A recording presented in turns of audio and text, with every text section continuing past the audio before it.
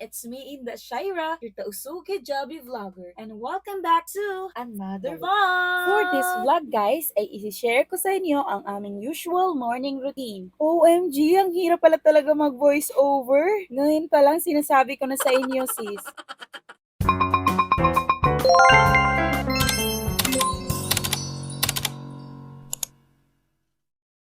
Na wake up time namin ay 6 a.m. And at around 6:30 a.m. ay breakfast time ni Thea. Sa mga oras na ito ay tapos na si Thea kumain. Kaya yung mister ko ay nandito na sa kwarto. Iwan na daw muna si Thea habang nanonood ng TV kasama ang mga lolo at lola. Kaya habang wala pa si Thea, ginagrab ko talaga ang opportunity na maglinis dito sa kwarto. Yan talaga ang madalas kong ginagawa araw-araw. As much as possible, minimaintain ko talaga na malinis at organize ang paligid. Ganito na talaga ako mula dalaga pa hanggang kasi nga, napakasarap naman talaga sa mata. Nakakapag-isip ako ng maayos, maaliwalas, mabango, at organize ang paligid. Nire-ready ko na din pala yung mga kailangan ng mga chikitings ko pagkatapos nilang maligo. Yan nga pala ang mga skincare products na ginagamit ko sa kanila. Siguro, magkakaroon din tayo ng separate video sa skincare routine nila. Marami din talaga sa inyo ang nagtatanong kung ano nga ba ang ginagamit ko na products sa mga anak ko. At since ngayon, ay magaling naman na ako after ko mga anak, ay ako na din nagpapaligo kay Chloe. Wow! Pero dati, nanay ko talaga gumagawa nito pati kay Thea nung newborn pa siya. At around 8 a.m. guys, ay pinapaliguan ko na din si Chloe. Ganyan siya palagi paliguan guys. Napakakalmado lang. Dahil siguro sa meron kaming routine. At tinitrain ko sila na hindi matakot sa tubig kapag pinapaliguan. Wow! Ang sekreto ko kasi kung bakit hindi siya umaayaw or umiiyak kapag pinapaliguan, ay binubusog ko muna siya ng milk at pinapaburp. At hindi din ako ganun katagal magpaligo kay Chloe. Dahil na-research ko na dapat 5 to 10 minutes lang paliguan ng mga newborn. Hindi daw dapat lumampas ng 10 a.m. para makaiwas sila sa ubo sick. So you can see, binubuhusan ko din pala ng konting tubig si Chloe sa mukha para paglaki niya ay mas hindi pa siya lalo matakot sa tubig. At natapos ka na din paliguan si Chloe. At ganun pa din, napakakalmado pa din niya at hindi irritated sa pinaggagawa ko sa kanya. At dahil nga, busog pa siya dyan, ay madali lang talaga ako nag-apply ng skincare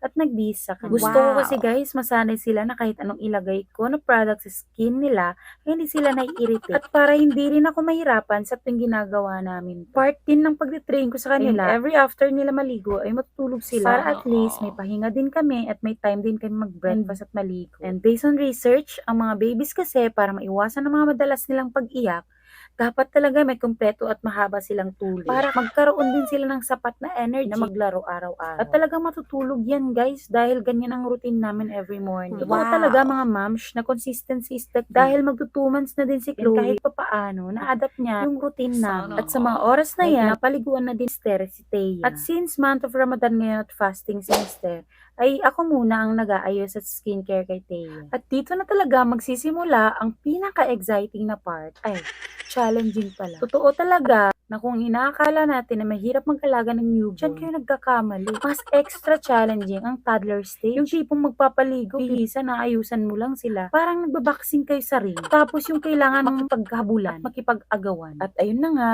knowing na napakabilis naman din talaga ng oras ngayon. At hindi rin naman panghabang buhay yung mga ganitong scenarios. Kaya kaming mag-asawa, talagang chine-cherish namin ang bawat oras sa pag-aalaga ng mga anak namin. At habang gising pa si Thea at wala pa dito si Mister para magbantay sa kanila, ay niligpit ko muna yung mga towel at nagtupi na ako ng mga bagong labang. At huwag pala kayong magtaka kung bakit nakakumot dyan si Mister. Dahil sobrang nabasa daw siya sa pagpapaligo kay Thea. Kaya nilalamig siya dahil naka-on din yung aircon. At sa wakas, lumabas na nga ako ng kwarto para mag-breakfast. At yan lang pala yung breakfast ko everyday kasi I'm on a diet. Char! At imekos-mekos lang natin yan para cute. Ang laki naman kasi talaga ng itinaba ko nung pinagbubuntis ko si Chloe.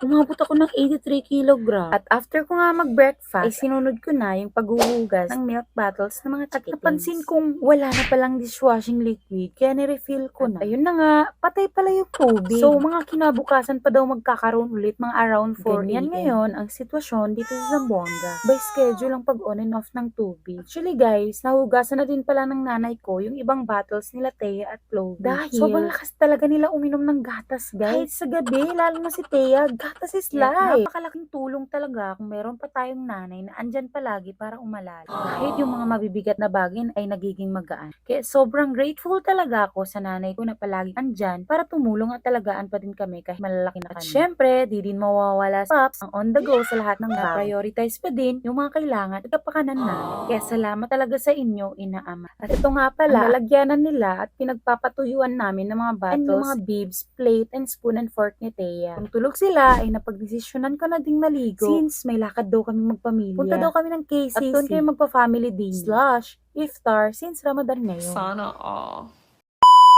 Yun nga, pagkatapos kong naligo ay tulog pa din sila. So, nagprepare ako ng lunch for Thea. 5 to 6 scoops nga pala ng Cerelac ang nauubos ni Thea. 3 times din siyang kumakain araw-araw. Mahilig talaga siya kumain. At malakas pa din siyang dumede. At ito, nagprepare din ako ng fresh banana kasi alam kong kulang pa yung hinanda kong pagkain sa kanya. At ayan, gising na din siya at oras na para kumain. At habang kumakain siya guys, ay gusto niya din hawakan tong mga laruan. Yung laruan niya kasi na yan, kitchen utensils. Tapos kunwari nagpe-prepare din siya ng food para sa akin. Share ko lang din sa inyo guys, kahit 1-year-old na siya ay hindi ko pa din siya ine-expose sa mga pagkain na maasin or ma-sugar. More on fruits lang talaga. Veggies, organic pasta, or tinolang mga manok, isda, ang kinakain niya. At minsan, oatmeal or Cerelac, wala akong oras mag-prepare ng food para sa kanya. Basta as much as possible, mga healthy foods lang talaga. Palitan ko na din ng diaper at binihisan ko na din si Chloe. Medyo fussy si Chloe dyan kasi nga sa tagal ba naman ng tulog niya. Eh ayan, nagutom siya at gusto niya ng dumede. Buti na lang talaga, madali lang siya pakalmahin. Pansin ko din pala na na-ready na ni Mudrakel sa mga gatas at tubig na dadalhin namin. Ni-ready niya daw habang nasa CR ako. Grabe talaga si Mother, sobrang maaasahan. At heto na naman tayo. Nagbabalik sa boxing. Sa pagbibihis at pag-aayos kay Thea. Alam niyo ba guys, kahit ang lamig dyan sa kwarto, ay sobra talagang pawis ko dyan. May habulan ng takbuhan moment pa kasi kami ni Thea bago siya matapos bihisan. At buti na lang, nakaraos din. At dito na din nagtatapos ang aming morning routine. Please subscribe to my YouTube channel, follow my FB page, and lastly, please share this video. At yun lang, thank you for watching. Bye!